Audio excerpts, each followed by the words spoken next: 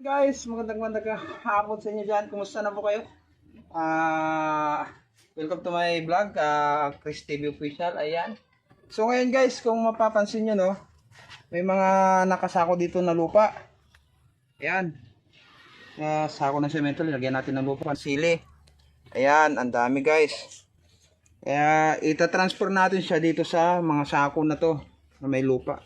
Kasi sayang, nagsisiksika na sila dito, malalaki na sila. Ayan. So, siling pansigang yan guys, yung haba. Kasi dito guys sa probinsya, mostly dito sa lugar na to, madalang po yung gulay na nabibili dito sa malapitan. Almost mga sitaw, bibilin pa sa bayan bago tapos ibenta rito. So tayo, nagpunla tayo ng sili para itatanim natin. Ayan. Samahan nyo ako guys sa aking pagtatanim.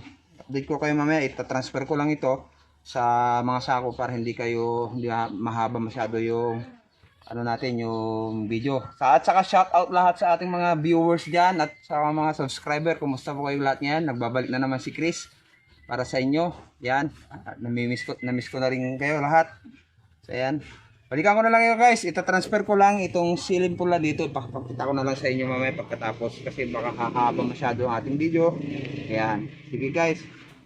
So ayan guys, ito tapos na tayong nagtanim, nag-transfer ng pula natin. Ayan.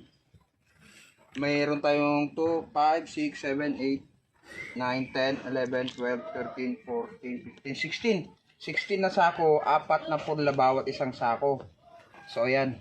Kita ng videographer ko yung tinanim natin. Ayan. Kasi hindi naman lahat sure tutubo na yan. So pag lumaki man yan, paglalayuin na natin yung mga sako na yan, distansyahin natin. Ayan. So ayan guys, kita nyo, update ko dito pag malalaki na to para makita nyo yung naging resulta ng ating tanim na siling pangsigang haba. Ayan. Ayan. Ayan. So yun guys, kung nagustuhan mo itong video na to, paki-like, comment, and subscribe naman sa ating YouTube channel at pakipindot na rin yung ating notification bell para updated ka lagi sa ating mga video pang i-upload. Ayan. So ayan, bye-bye.